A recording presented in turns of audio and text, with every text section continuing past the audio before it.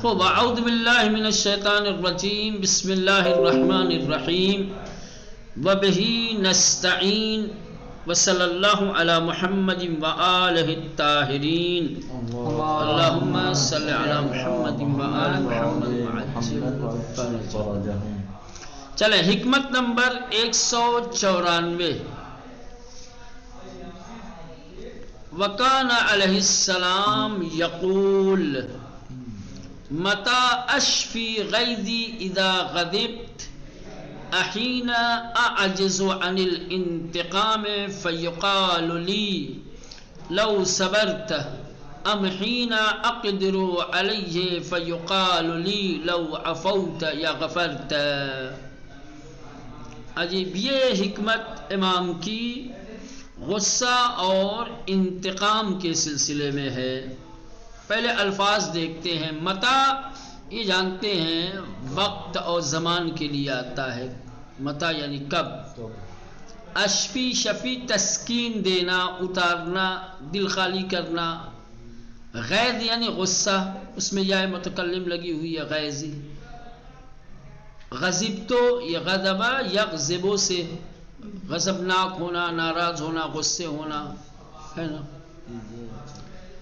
ہینا بھی وہی جیسے متا آتا ہے وقت کے لیے، ویسے ہی حین بھی وقت کے لیے آتا ہے. اعجزو عجز یا عجزو عاجز ہونا، ناتوان ہونا.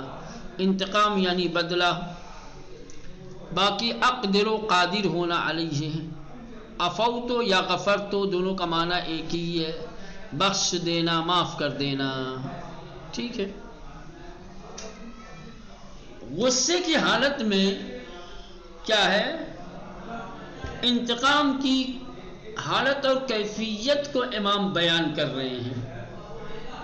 سمجھ رہے ہیں. عجیب مرحلہ ہوتا ہے غصے کا. انسان جب غصے میں ہوتا ہے دو ہی حالت ہوتی ہے. یا تو وہ غصے میں، چونکہ غصہ کسی نہ کسی ایسی بات پہ انسان کو آتا ہے جو انسان کی طبیعت کے لیے مطبوع نہیں ہوتا، جس کو انسان کی طبیعت پسند نہیں کرتی ہے، جو آپ کے مزاج کے، آپ کے پسند کے خلاف ہوتا ہے، اسی پر آپ کو غصہ آتا ہے. گویا کسی نے آپ کی پسند کے خلاف کچھ کر دیا، آپ کو غصہ آ گیا. غصہ انتقام چاہتا ہے. غصہ انتقام چاہتا ہے. یا تو آپ بھی اس کے مزاج کے خلاف کچھ کہیں گے، اس کا جواب دیں گے، تھپڑ لگائیں گے، گالی دیں گے، کچھ بھی ہے نا. غصے میں انسان کے اندر انتقام کی چنگاری پیدا ہوتی ہے، انتقام کا جذبہ پیدا ہوتا ہے. تو اب سوال یہ کہ انتقام کا جذبہ جب پیدا ہو جاتا ہے تو کبھی تو انسان انتقام کا جذبہ لینے پہ قادر ہوتا ہے، کبھی قادر نہیں ہوتا. فرض کر لیں جس نے آپ کے مزاج کے خلاف کچھ کیا ہے وہ آپ سے طاقتور ہے. غصہ تو آپ کو آیا لیکن آپ انتقام لینے سے عاجز ہیں. کیوں عاجز؟ اس لیے ہے کہ سامنے والا آپ سے قوی ہے. انتقام لینے کے لیے جائیں گے تو مزید نقصان ہو جائے گا آپ کا،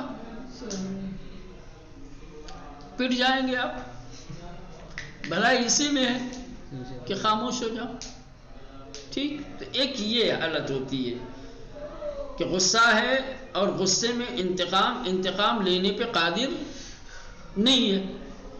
ایک دوسری حالت یہ ہوتی ہے کہ غصے میں ہیں آپ اور غصے کا انتقام لے سکتے ہیں.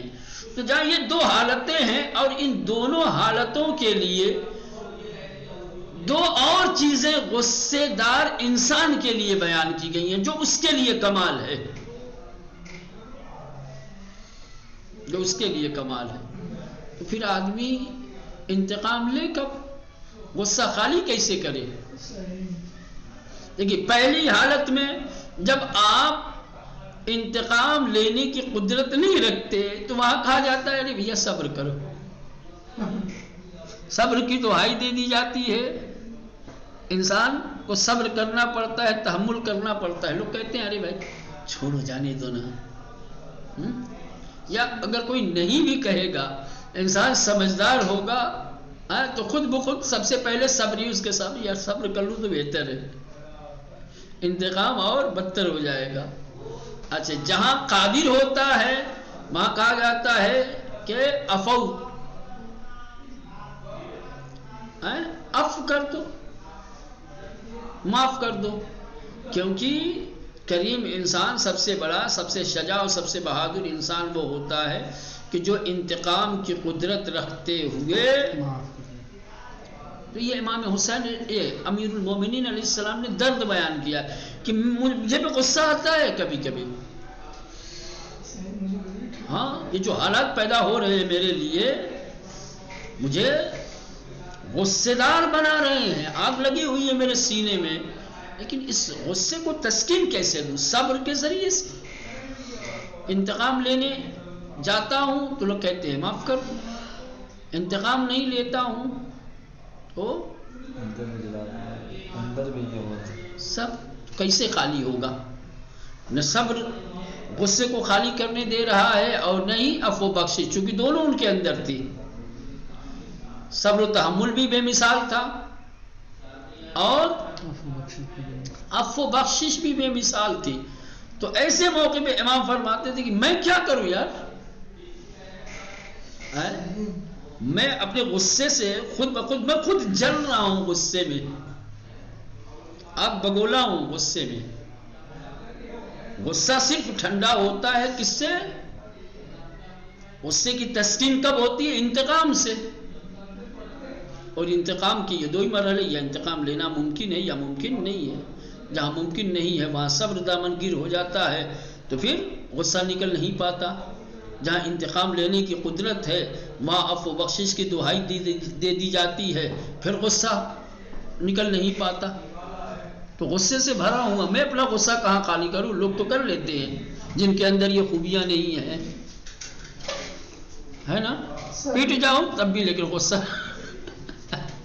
جہاں انتقام کی قدرت نہیں ہوتی ہے وہاں پر بھی انسان اپنے غصے کی تسکین کے لیے چاہے اس سے بڑا نقصان ہی ہو جائے، ہاں کرتا ہے واقعہ، ہاں چاہے پٹ جائے لیکن اپنے غصے کو جب تک کہ ٹھنڈا نہیں کر لے گا، باہر نکال نہیں لے گا، اپنے آپ کو تسلی اور تصفی نہیں دے گا، چین سے نہیں بیٹھے گا۔ اور جہاں انتقام کی قدرت ہو تو وہاں تو بے درجہ اولا، وہاں تو خوب اچھی سے نکالتا ہے، یہاں دوسرے سے نکلواتا ہے، وہاں خود نکالتا ہے۔ جہاں انتقام کی قدرت ہوتی ہے وہاں خود اپنا غصہ نکال لیتا ہے انتقام لے کر کے، اور جہاں انتقام کی قدرت نہیں ہوتی سامنے والے سے اپنا غصہ نکلوا لیتا ہے۔ تو عجیب مرحلہ ہے واقعی۔ تو امام فرماتے ہیں متا اشفی غیظی اذا غضبت، مجھے جب غصہ آئے تو میں اپنا غصہ کب اتاروں، اپنے غصے کو کیسے تسکین دوں، کب تسکین دوں؟ کیا اس وقت میں اپنے غصے کو تسکین دوں، اپنے غصے کو نکالوں کہ جب میں انتقام لینے سے ناتوان اور عاجز رہوں؟ فیقال لی، اور مجھ سے کہا جائے لو صبرت، صبر کرتے تو اچھا، کیوں انتقام، صبر سے کام لیجیے کروں گا۔ ام حین اقدر علیہ، یا اس وقت کہ جب میں انتقام پر قدرت رکھتا ہوں اور کہا جائے مجھ سے کہ لو عفوت، کیا کرا معاف کر دیتے تو زیادہ بہتر تھا۔ اب میں کب پھر اب یہی تو دو موقع ہوتے ہیں، انہی غصے کی حالت میں یہی دو حالتیں پیش آتی ہیں، ایک دونوں میں مثلا کی دہائی دے دی جاتی ہے۔ دنیا والے تو جا کے نہ ان کے اندر صبر ہے نہ ان کے اندر عفو بخشش ہے، وہ تو اپنے غصے نکال لیتے ہیں، ان کے غصے کی تو تسکین ہو جاتی ہے، میرے غصے کی تسکین کیسے ہوگی؟ واقعی امام تو غصے کے ساتھ زندگی گزارنا بڑا سخت ہے، بڑا مشکل ہے۔ امیر المومنین علیہ السلام کے بعد پیغمبر جو حالات پیدا ہوئے سراپا غصے سے ڈوبے ہوئے تھے، اور وہ اپنا غصہ نکال نہیں سکتے تھے کیونکہ حالات ایسے تھے. ادھر پیغمبر اسلام صبر کی وصیت کر کے گئے ہیں، علی خبردار. اور کبھی جذبہ پیدا ہوتا تھا، کبھی انتقام کی سوچتے تھے، جاتے تھے تو لوگ ارے علی چھوڑ معاف کرتے. تو اب وہ بخشش کی جو خصلت تھی، جو عادت تھی، وہ دامن گیر ہو جاتی تھی. اس کی وجہ سے تو غصہ کبھی خالی نہیں ہو پاتا تھا ان کا، غصے کے ساتھ ہی جیتے رہے. اور یہ بہت سخت مرحلہ ہے، کوئی معمولی چیز نہیں ہے. آپ کبھی کسی چیز سے ناراض ہو کر کے لمحات گزاریں، اوقات گزاریں تو آپ کو اندازہ ہوگا کہ غصے کے ساتھ زندگی واقعی کتنی سخت ہوتی ہے. تو امیر المومنین علیہ السلام نے کس طریقے سے گزارے ہوں گے. ٹھیک واضح ہوا. متا اشفی غیدی، میں کب اپنے غصے کو تسکین دوں. اذا غضب، تو جب مجھے غصہ آئے، جب مجھے غصہ آ جائے تو میں اپنے غیظ و غضب کو کب تسکین دوں، کب خالی کروں. میرے اندر جو غصہ بھرا ہوا ہے اس کو کب نکالوں.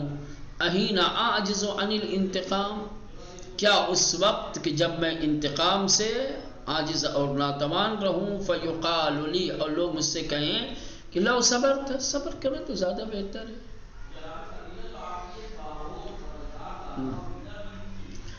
ام حین اقدر علیہ، یا اس وقت کہ جب میں انتقام پر قادر رہوں. فیقال لی، اور مجھ سے لوگ کہیں لو عفوت یا غفرت، اگر آپ معاف کر دیتے، بخش دیتے.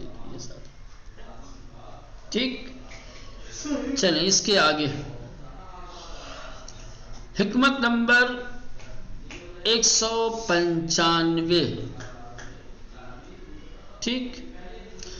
وقال علیہ السلام وقد مر بقدر علی مزبلہ ھذا ما بخل به الباخلون.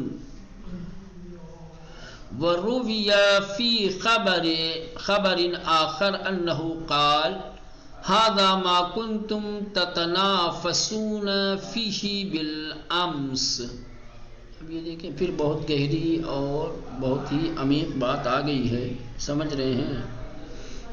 اس کے لیے بڑی گہرائی میں جانے کی ضرورت ہے، لیکن بہر صورت اب ہم لوگ شناور نہیں ہیں، ڈوبنے کا ڈر ہے، لہذا زیادہ گہرائی میں نہیں جائیں گے. اوپر اوپر ڈبکی لگا لیتے ہیں.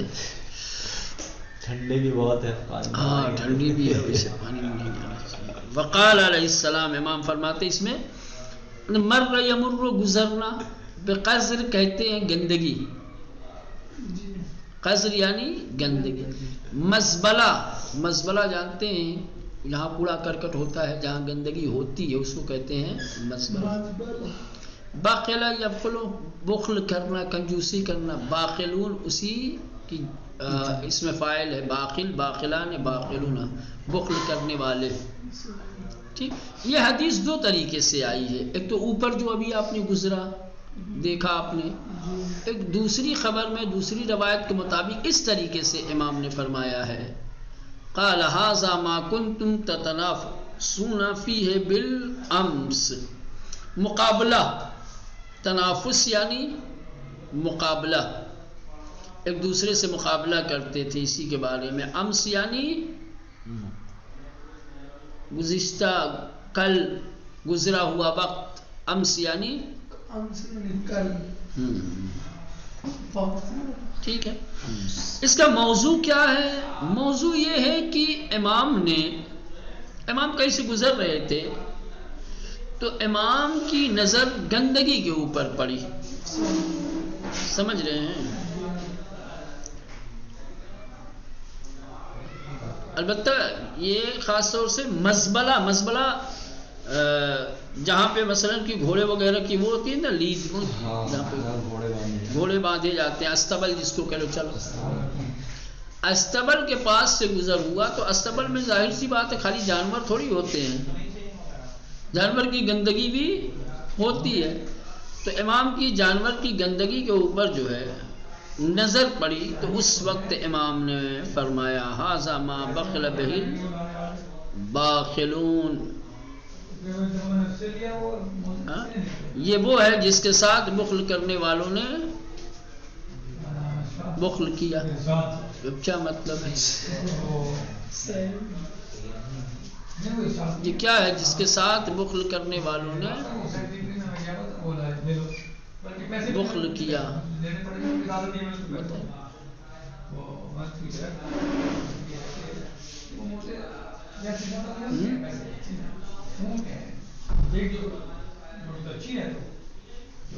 ایک دوسری روایت کے مطابق دیکھ کر کے امام نے فرمایا کہ کیا یہ وہی چیز ہے جس کے بارے میں تم لوگ کل مقابلہ کرتے تھے، رش کرتے تھے؟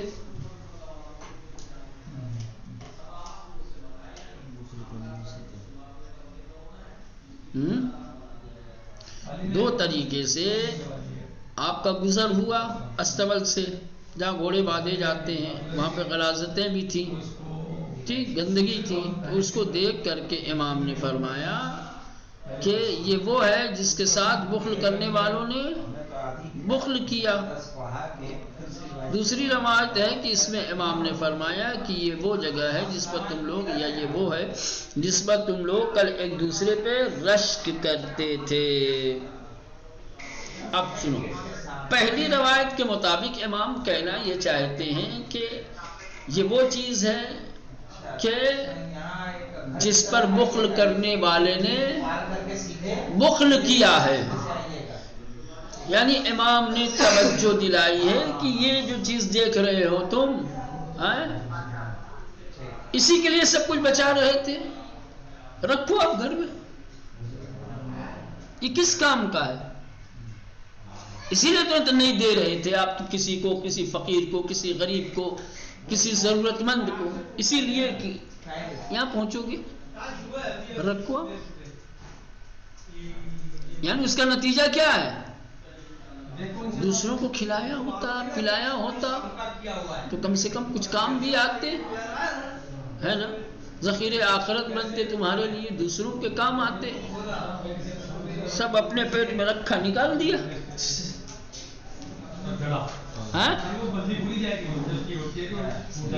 بخل نہیں کیا ہوتا تو یہ حالت نہ ہوتی. یعنی ایک بیداری لانے کے لیے، متوجہ کرنے کے لیے، بخیلوں کے زخموں کو کریدنے کے لیے، انسان کے وجود سے بخل کو دور کرنے کے لیے امام نے فرمایا کہ بھائی بخیلی کرو گے، کھاؤ گے، پیو گے، اپنا ہی پیٹ بھرو گے تو نتیجہ کیا ہوگا بھائی؟ جو کچھ جائے گا وہ آخر میں کیا ہوگا مولانا؟ نکل جائے گا. تو کیوں نکلنے کے لیے یار تم اپنی ذات سے سب کچھ مخصوص کر رکھا ہے، سب کچھ چاہتے ہو کہ میرے ہی پیٹ میں جائے؟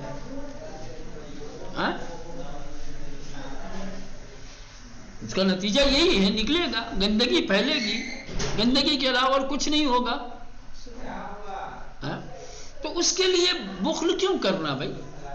کیوں اپنے آپ سے ہی سب کچھ مخصوص کر لینا، اور کیوں یہ کہ بس میں ہی کھاؤں، میرے ہی پیٹ میں سب کچھ جائے؟ دوسروں کا بھی خیال کرو، دوسروں کی ضرورتوں پہ بھی نظر ڈالو، سہارا دو بے سہاروں کو، کھلاؤ جن کے پاس کھانا نہیں ہے نا؟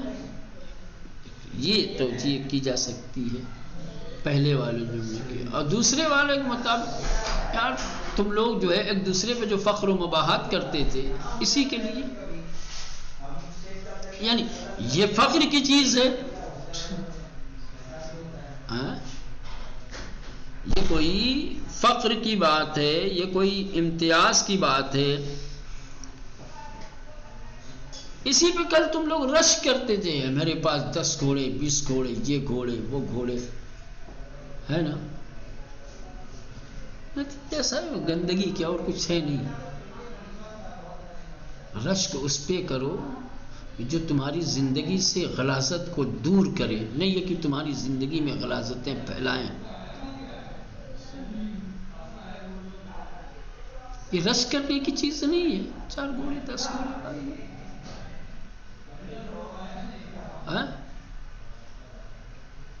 کل تو اسی پہ رش کرتے تھے، آج پورا بکھرا ہوا ہے، دیکھ کے تم اپنی خود ہی ناک بند کیے ہوئے ہو، آنکھیں بند کیے ہو، تمہیں آج اسی کو مکروہ سمجھ رہے ہو تم، کراہت محسوس ہو رہی ہے، تم سے دیکھا نہیں جا رہا ہے، اور کل اسی پہ ناز کر رہے تھے۔ یعنی بے قدری کو بتایا ہے امام نے کہ یہ چیزیں بہت زیادہ قدر و قیمت والی نہیں ہیں، سمجھ رہے ہیں، ان کی کوئی بہت زیادہ ارزش نہیں ہے۔ اب یہ دیکھو اتنی دیر میں، کل تک جو ہے تم لوگ اسی پہ میرے پاس اتنے، اور آج تم ہی سے نہیں دیکھے جا رہے ہیں۔ تو اگر رشک کرنا ہے تو ایسی چیز پہ کرو جو کل بھی قابل رشک ہو اور آج بھی، کل بھی جس پہ ناز کر سکتے تھے آج بھی ناز کر سکو۔ یہ کیا آج ناک بند کر رہے ہو، آج کراہت محسوس کر رہے ہو، آج تم سے دیکھا نہیں جا رہا، آج تمہیں خود شرمندگی محسوس ہو رہی ہے، اور کل اسی بلا کو لے کر کے، اسی گندگی اور غلاظت کو لے کر کے ایک دوسرے پہ ناز کر رہے تھے۔ یہ ٹھیک واضح ہوا؟ دیکھیں، وقد مر بقزر علی مزبلہ، آپ کا گزر گھوڑے کے استول کی جانب سے ہوا، ایسی جگہ سے ہوا جہاں پر گھوڑے تھے، ٹھیک، اور غلاظتیں تھیں، تو وہاں پر امام نے فرمایا ھذا ما بخل بہ الباخلون، یہ وہ ہے جس کے ساتھ بخل کرنے والوں نے بخل کیا تھا، ٹھیک۔ وروی فی خبر آخر انہ قال، اور ایک دوسری روایت کے مطابق امام نے اس موقع پر فرمایا کیا، ھذا ما کنتم تتنافسون فیہ بالامس، کہ یہ وہ ہے جس پر تم لوگ کل ایک دوسرے پہ رشک کرتے تھے، ایک دوسرے پہ فخر و مباحات کرتے تھے، میرے پاس 5 گھوڑے، 10 گھوڑے، 20 گھوڑے، 50 گھوڑے، ہے نا، یہ نسل کا گھوڑا، وہ نسل کا گھوڑا۔ چلیں آخری پڑھ کر کے بات کو ختم کیا جائے۔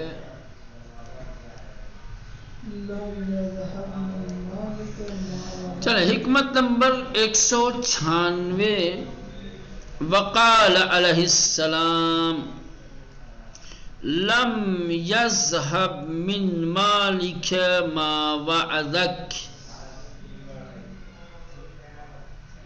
لم یذهب من مالک ما وعدک، بڑی خوبصورت بات ہے۔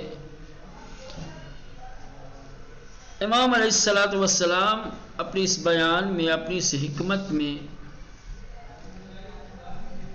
وعظ و نصیحت اور عبرت کی قدر و قیمت کو بیان کر رہے ہیں کہ عبرت کتنی بڑی چیز ہے، موعظہ انسان کے لیے کس قدر اہمیت رکھتا ہے، یہ بیان کیا ہے امام نے۔ لم یذهب، ذهب یذهب سے کیا ہے، لم کے ساتھ آیا ہے، لم یذهب من مالک، مال سے مراد یہاں وہی مال ہے، دولت، روپیہ، پیسہ، ٹھیک، مایا جو وعظ و نصیحت، عبرت، سمجھ رہے ہیں؟ امام کیا فرماتے ہیں، تمہارے مال میں سے وہ مال نہیں گیا جو تمہارے لیے عبرت کا سبب بن گیا، جو مال تمہارا تمہیں واعظ و نصیحت دے کر جائے، اس کا جانا نہیں ہے، وہی تو اصل تمہارے کام آیا ہے، تمہاری ڈوبتی ہوئی کشتی کو اسی نے بچایا ہے، ظلمت اور گمراہی میں تمہاری زندگی گزر رہی تھی، وہی ہدایت اور روشنی کی طرف وہی مال لایا ہے۔ مال اکثر لوگوں کو گمراہی اور تباہی کی طرف لے جاتا ہے، تم اپنے مال کو سمجھ رہے ہو کہ ضائع ہو گیا، چلا گیا، جس مال سے تم بہتری کی طرف، خیر کی طرف، اچھائی کی طرف آ گئے.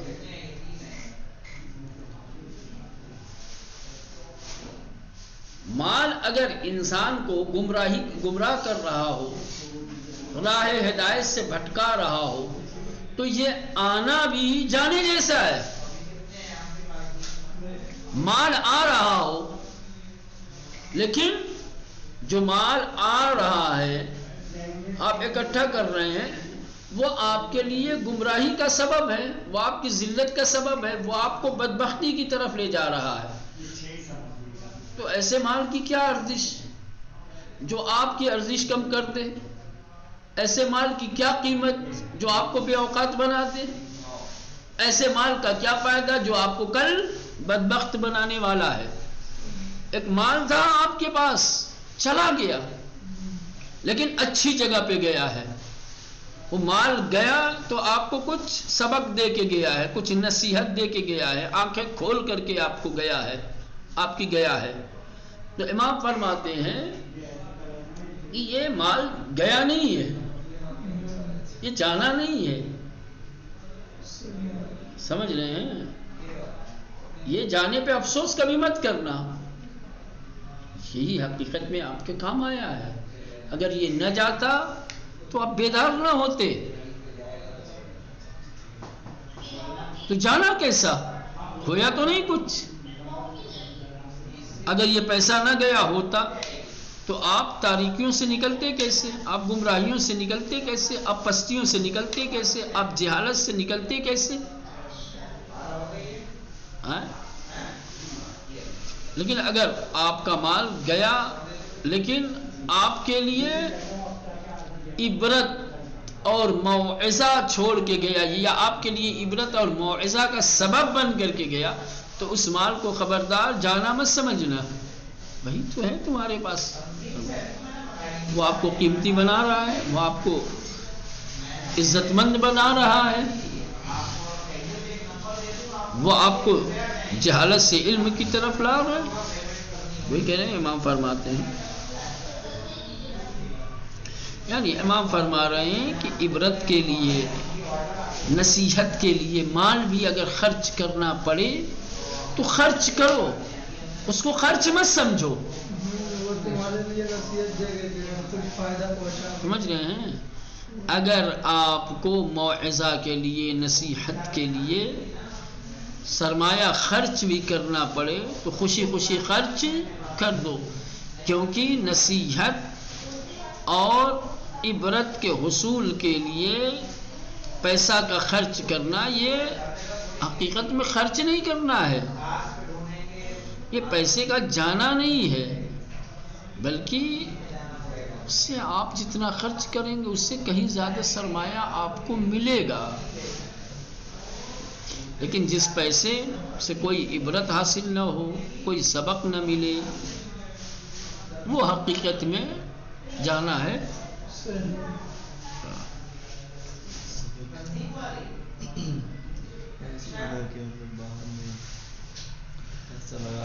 ہاں، کہہ رہے ہیں کہ ایک عالم تھے، بڑے مالدار تھے، نعمت دولت ٹھیک ٹھاک تھی ان کے پاس، اچھے خاصے پیسے والے تھے، لیکن بعد میں بیچارے فقیر اور نادار ہو گئے. پہلے بڑے دولت مند تھے، مالدار تھے، لیکن آہستہ آہستہ مالداری اور دولت ختم ہو گئی، بیچارے فقیر اور تنگ دست ہو گئے. تو ان سے پوچھا گیا، سوال کیا گیا کہ بھئی یہ جو دولت تھی آپ کے پاس، جو مال تھا آپ کے پاس، وہ کیا ہوا؟ تو انہوں نے فرمایا انہوں نے سب دے کر کے تجربات خرید لیے ہیں. مال و دولت دے کر کے تجربات خرید لیے جو میرے لیے مال سے زیادہ فائدے مند ثابت ہوئے ہیں. یعنی سب کھونے کے بعد بھی میں نے کچھ کھویا نہیں ہے، حاصل کیا ہے، میرا نقصان نہیں ہوا بلکہ میرا فائدہ ہی ہوا ہے. ٹھیک واضح ہے مولانا؟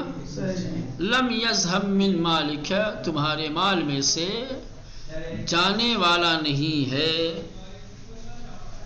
یا تمہارا وہ مال ضائع نہیں ہوا، تمہارا وہ مال اکارت نہیں ہوا جو تمہارے لیے عبرت اور نصیحت کا سبب بن گیا۔